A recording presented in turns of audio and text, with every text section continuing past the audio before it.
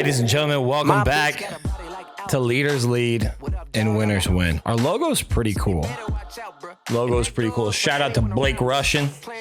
He is BlakeRussianDesigns.com right here.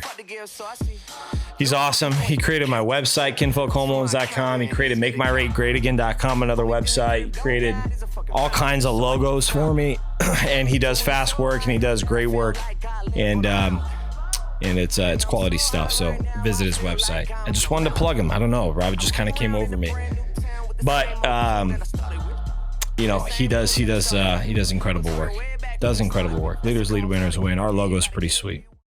But today, welcome back in. Here's what we do on this podcast. If you are a first-time listener, we talk through leadership, we talk through sales, we talk through life, we talk through lessons. My whole job and what I try to do, I don't know why I have this in my hand, but I have this in my hand. I'm going to throw this at the camera like this, and it's going to be great. Hopefully it's a good shot. All right. Do you like that? We talk through leadership. We talk through winning. We talk through, a lot of this stuff's actually been leadership. We got to talk about how to win here, Rob, soon. But this has all been leadership because we need leaders more than ever. You heard me say it on the last podcast, but that's what we do. Talk through life lessons. My whole thing here, ladies and gentlemen, is just to give you advice because I've been through a lot of shit in my life, a lot of leadership lessons, a lot of life lessons, a lot of sales lessons. And I just want to give back. I want to give this to you for free, just simply because I'm down the path and I want you to catch up to me on that path. And I want to give you my playbook, even though I'm still going to kick your ass with it. Speaking of kicking ass and giving playbooks, I've recently, started a mortgage company. And if you don't know anything about the mortgage industry in general, happens to be the hardest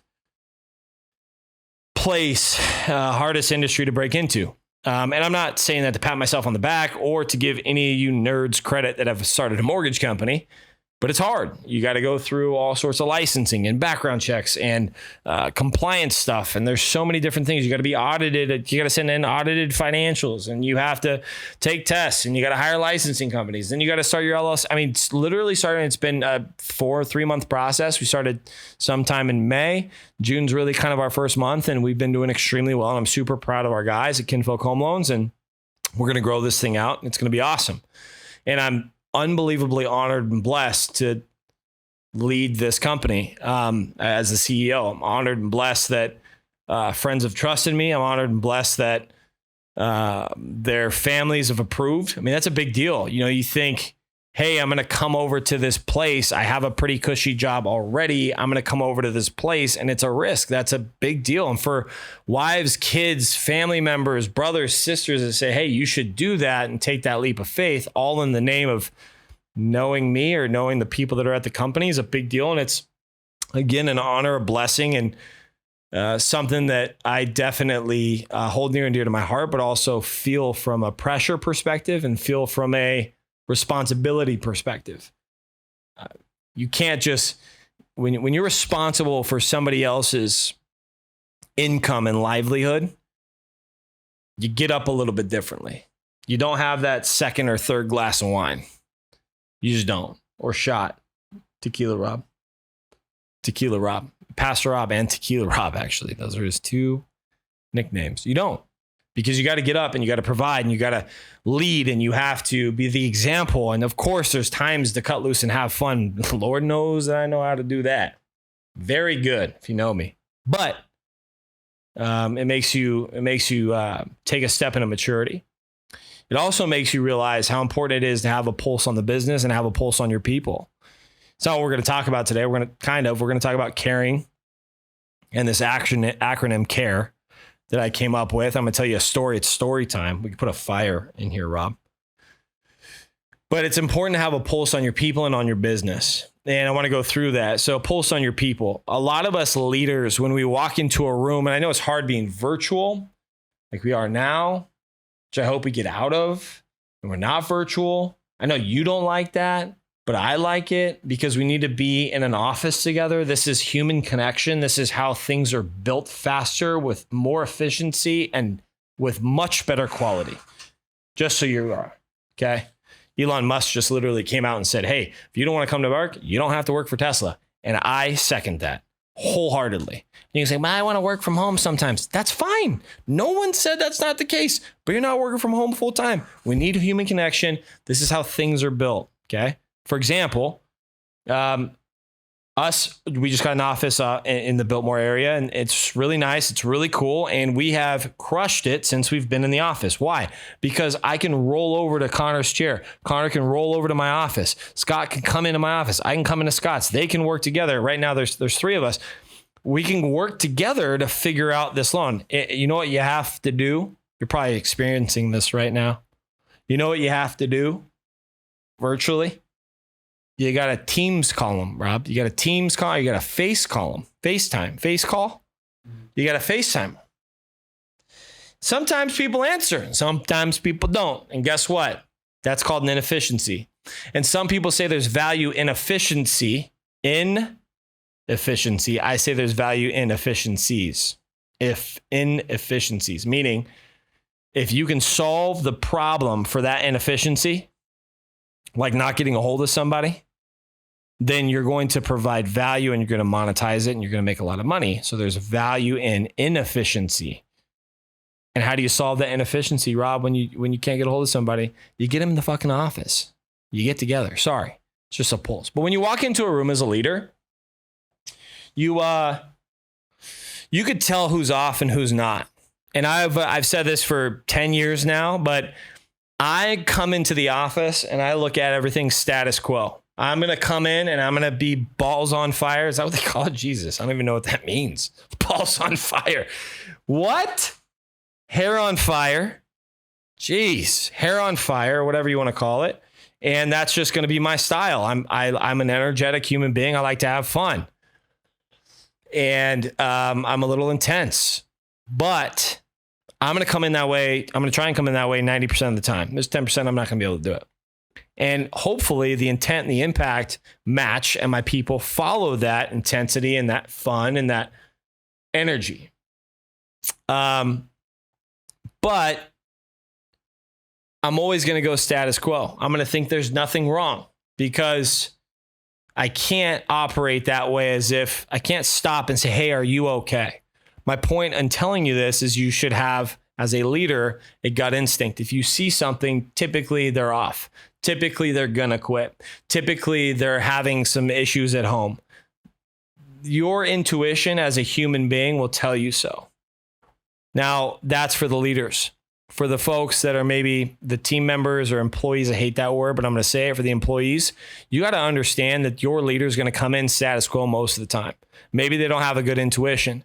So you have to go to them and tell them if something is off so that they know, because otherwise they don't know. So make sure that you do that. But leaders, have a pulse, use your intuition. You're probably right. The other thing you got to have your pulse on, so to speak, is not only your humans, which is the most important thing to have a pulse on, period, but also your KPIs or your key performance indicators. And there's a few things. One, there's some things that should be automated that maybe are tertiary or secondary. Tertiary means third for those of you that don't know. Third on your list of importance, and maybe secondary is things should be automated as well. But your primary objectives or your primary things or big rocks that you are moving day in and day out, whatever that might be, whether it be an effort component in sales, which it should be, whether it be a conversion component, which it should be. Again, effort and conversion equals massive amounts of sales. Effort and conversion, massive amounts of sales. You add a little motivation, you sprinkle a little leadership in there, you sprinkle a little inspiration, and you got yourself a award-winning sales force. Award-winning. But you should know your KPIs. Your primary, the things that you need to move the needle. Okay, those things, some things should be tracked by hand. And I just want to share that with you because I don't think people think that way. I actually got this from a good friend of mine, Dan Brown. He said, hey, these things you need to track by hand. These two things you should probably automate. And I thought about that for a long time, and I want to share it with you on the podcast because that's a big deal. That makes a lot of sense. You know where he got that? You know where he got that? He got that from a man by the name of Dan Gilbert. If you know anything about Dan Gilbert, he happens to be a billionaire. So I would take that at face value and I would just accept it. And that's what I did. So there's things that you should track by hand and that you should focus on day in and day out and move. Those key performance indicators are going to, your primary key performance indicators are going to drive those objectives. Your secondary and third probably are byproducts of the primary. Ultimately, you can automate those and you don't need to track them by hand. So, but just have a pulse on your business. Spend time, leaders, working on the business just as much as you work in the business. You know, in sales, we like to work in the business all the time. We like to beat that drum. I'm talking about all day long, baby. We on the phones or we're in person or we're door knocking or whatever the type of sales that you do, we're rolling, baby. And our job as leaders is to keep people rolling. However, as a leader, you got to focus on the business as well. What does that mean? Well, what that means is you got to focus on the things that matter, on growing the business and how these things affect ultimately how we are working on things and how our people are working on things. And if what they're doing right now is making them money. I had a friend of mine that used to wear a cowboy hat in the office and he says, "What you're doing right now gonna make you money." It was funny, but he was right. So have a pulse. All right. Truly caring. That was just a KPI riff, Rob. That was 7 minutes. All right. Rob and I like to have conversation. He's reading a book right now. That's how bored he is. He's so bored. Here's my voice, 17,000 fucking minutes a week. I'm good, dog. I'm going to read a book. Probably can't because I'm yelling. But truly caring about somebody. Do an exercise for me. If you're leading a group of people, okay? So let's say that group is 10. I want you to write down those 10 names. And on the right-hand side of those 10 names, I want you to write down their significant others' names. Male, female, whatever the case is, or maybe NA. Maybe you got some players out there, playettes. You know, maybe they ain't got a significant. That's okay. But go ahead. Take those 10.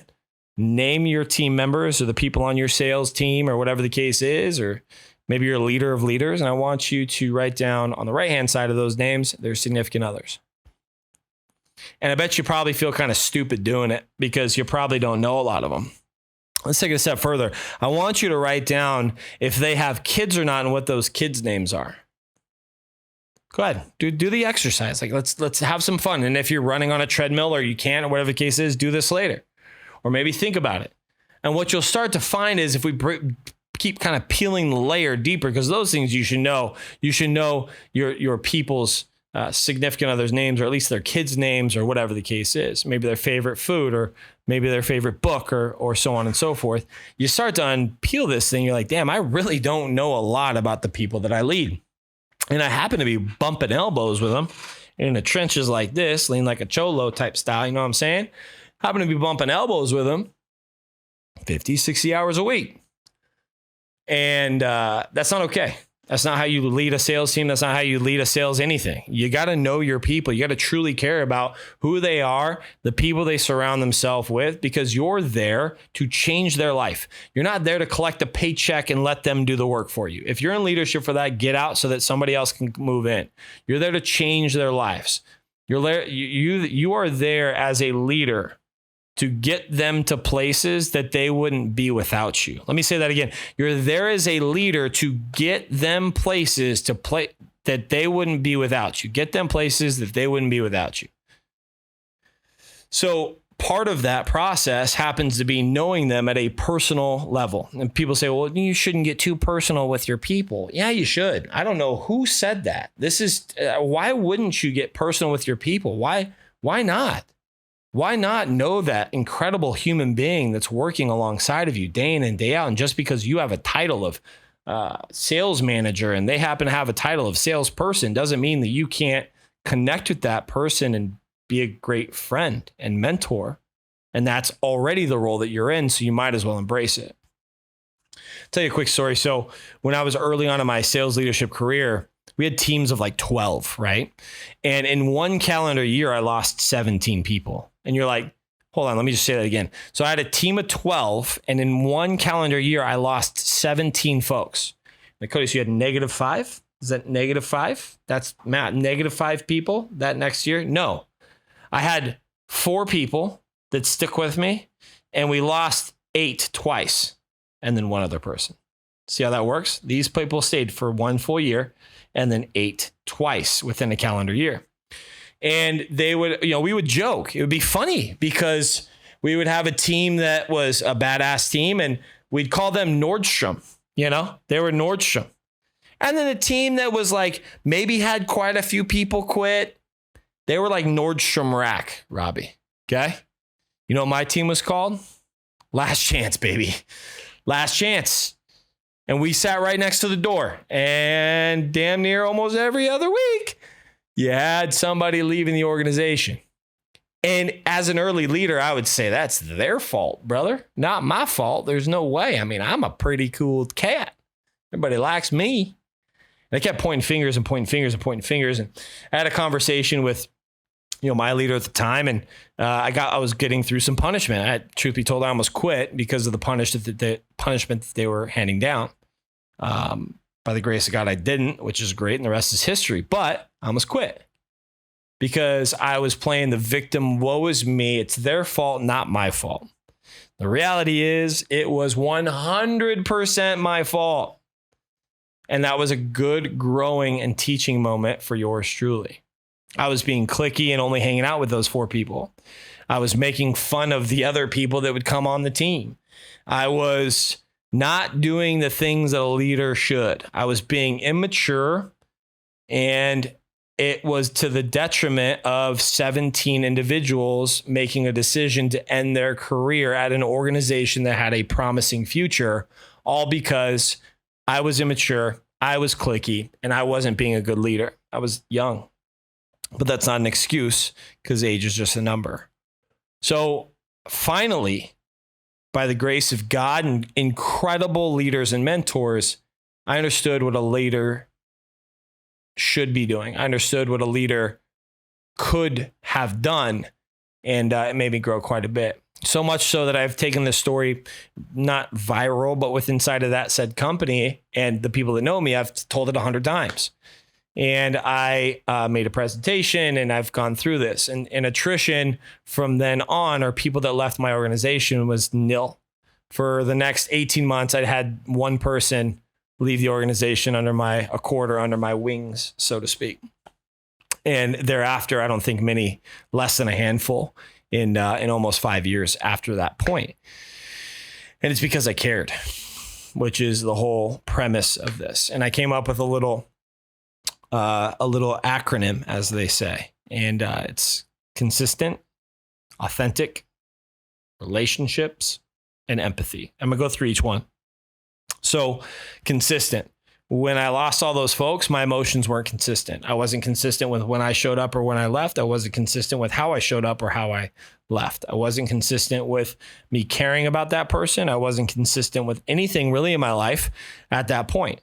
Wasn't consistent personally. I wasn't consistent with the relationship that I had or the workouts that I was doing or the food that I was eating or how much alcohol I was consuming. There was no consistency with inside of my life, which led to no discipline with inside of my life, which also led to bad emotional intelligence.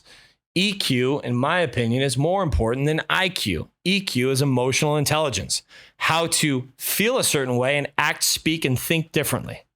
How to feel a certain way and how to act, speak, and think differently. That's what EQ is. And we need to master it. And there's books and there's situations that you need to put yourself into. There's role playing, but ultimately being consistent with emotions is what led me to lose a lot of people, but also led me to keep a lot of people moving forward and what led me to be the leader that I am today. And I'm super, super thankful for it. So I encourage you to care more and use that C and leverage consistency through increasing your EQ and your emotional acumen. That's the C. A, authenticity. Man, I was like trying to be somebody that I wasn't when I was losing all these people. I was like, I'm just not being myself. I'm not giving people the feedback that they need either. I wasn't being authentic there. I'd smile in their face and tell them they're doing a good job, and they were dead last on the organization. How are you going to sit there as a leader and tell them, hey, bud, you're doing great. You're doing fantastic. And they can't even pay their fucking bills. How would you do that? I don't know, but I did it. I wasn't being authentic. I was lying to their face. When in all reality, I need to sit down with them and say, hey, you're not good here, here, and here. We need to fix X, Y, and Z. Here's the plan. If we don't improve upon this and you don't get out of your comfort zone, I'm going to get out of mine. I'm going to coach the hell out of you. If you don't get out of your comfort zone, then you won't work here. It's that simple. So I wasn't giving the people feedback that I should have, the sales folks, the team members. And that was because I was being inauthentic. I wasn't being genuine, not only to myself, but I was lying to them and lying about their future. And it was to their detriment. Now I am as authentic as they come. I'll give you feedback. I'll say, hey, would you like some feedback? And people that know me or that have worked with me before, that they know what's coming thereafter. I'm not saying I'm perfect, but I have a pretty damn good eye on how we can fix things and how to fix some broken windows with inside of your game. That's what coaches do. And if you think of yourself as a leader, you're a coach. And if you're a coach, you got to coach the player. It's the point. No matter how hard it is or how much you respect that person, how close you are to that person, you got to give them feedback. I gave someone feedback today. I said, you're being extremely negative and you're gripping the bat too hard. He didn't like it. I've been friends with him for a long time. He works with me right now. He said, okay, well, I don't think so. I said, okay, no big deal, man. Let me know if you need anything else. And we moved on. And then lo and behold, he had a great day after that. But it was a small correction or a small thing that I saw from him. And I would expect him as a leader to do the same thing for me. That's what great leaders do. They're authentic. So I encourage you to be authentic. Relationship building. You've heard this 100 times. I feel so weird saying it, but I'm going to say it. People don't know. People don't care how much you know until they know how much you care, or something like that, right? That's a saying. And relationship building goes hand in hand. You got to make sure that you have the relationship and a strong, solid foundation of relationship and foundation of care and a foundation of, hey, I know you, you know me, which we talked about earlier. Knowing the actual person at their core, what their likes and dislikes are, what their family's names are, what their dog type is. I mean, you got to know your people. Cody, I don't have time for that. You have time for that. You got to make time for that. How do you make time to build relationships? Couple ways. One-on-ones, I think, are important. And, if you've been with the company that I was at for a long time, you've heard this 100 times, but it's the truth. You got to make time for a one-on-one. And that one-on-one doesn't have to be so personal. There was like guides and shit to have a one-on-one. Robbie, you have to have these. So there's like guides. You don't have to have a fucking guide. Be a normal human being and go on a date with a human. Doesn't have like not a date, but like go to Starbucks and like, hey, how are things? What's going on? Ask open-ended questions. How's your wife? How's your kids? How's your dog? What do you think about the gas prices? Like, just ask questions. Make it all about them, not about you. The one-on-one is for them. It's not for you. If the one-on-one was for you, the roles would be reversed. So have a one-on-one, and it doesn't have to be formal. It can be informal. Go grab a beer with that person, but actually give a shit about them and build a relationship. And those relationships go far, because if you show that you genuinely care about somebody in an authentic way, that is a deposit that's going to be inside of that bank account, so to speak, of reciprocity that you can leverage and use forever. And it's not that you want to do that, but the point is, the more relationship building you have, the deeper and longer that work relationship will go, because you care about that person so much. You can also do team builders. There's a whole thing on that about team builders. I would definitely do those at least once or twice a month. Super important that we do so. Last but not least, care, C-A-R-E, consistent, authentic relationship or relationship building, and then empathy. I think too many people, you get a text. These are, this, leaders, this. Come on, you get this every day. I've written it off at this point. If I have a team of 10, at least one person per day is going to call in sick or tell me that their dog ate their paperwork, or they have the flat tire. I've literally used every excuse in the book. One time, my buddy Tyler, this was like 2013. This is so good. We got rip-roaring drunk. Rip-roaring. And so much, it was like 2 a.m. We're like, all right, we're leaving this bar. And we went back home, fell asleep, and we're a little late. And we woke up about 7. And I text my sales manager at the time. And I said, hey, I can't find Tyler. Tyler, I think, oh, nope, I just turned on his location services. He's in Maricopa. on a park bench outside of an AutoZone and I have to pick them up. I don't know where that came from, but we got away with it. You know what we did? Him and I, the person said, no problem, do your thing. And Tyler and I went right back to sleep. Because we were so hungover from the night before, we didn't want to go into work. Guys, I've used every excuse in the book. And I think too many times leaders, one, automatically knee-jerk reaction, think that the person's lying, which is wrong. And they should show empathy and ask a question like, hey, can I help you at all? Is there anything I can do for you or help your business while you attend to X, Y, and Z? That's something that you should do. But then there's two opposites. That's the middle. That's called empathy. And then there's defensiveness and overreaction, which immature leaders have. And they're like, no, you're not. No. You should come into work, figure it out. And then there's sympathy, where the whole world has to stop because the person has to go take their dog to the vet. And it doesn't have to be that way.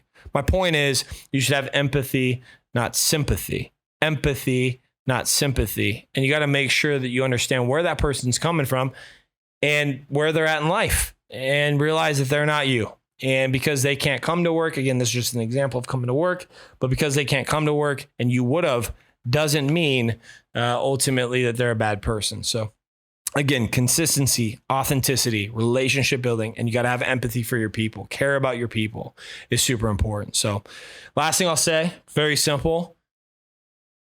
That's leadership. Here's the winners win part. It's okay to wish the best for somebody in life, your competitors, the people you compete with every day, and still want to fucking crush them. It's okay for those two ideas to coexist. That's the leadership part. This is the winners part. Let me share something with you. It's okay for two ideas to coexist in your head. I love you. I care for you. Here's how I do it, but I'm still going to kick your ass. It's okay to be competitive and encouraging at the exact same time. And I think a lot of times you, the salesperson, forget or think that those two can't coexist, that I have to be so competitive and in your face, I'm going to crush you, and I want you to be reduced to rubble. That's A. B, encouraging, you do it, you're going to do great. And then you're not competitive. That's B. Let me tell you something right now. You can have both. Both of those thoughts can coexist. Both of them. You can be encouraging and unbelievably competitive and want to crush somebody at the exact same time. So look, I've shared a lot. I hope that you like this one. I talked a little about winning. I talked about care. I gave you a story. I hope that you truly care about your people and run that exercise. Write down your team names and then their significant others and their babies and their hobbies or whatever the case is. And you'll be surprised you don't know your people as well as you do. And if you do, you're a damn good leader. Maybe you just need to listen to some of these other podcasts and keep up your game and have a pulse on your business. Key performance indicators are important. Primary, write them down. Secondary and tertiary, which is third, by the way, just to reiterate, have them automated, and always love and look at your people in the eyes if you can. So love you guys. And look, do me a favor. These right here, click them. We'd appreciate you. Okay. All right. Bye.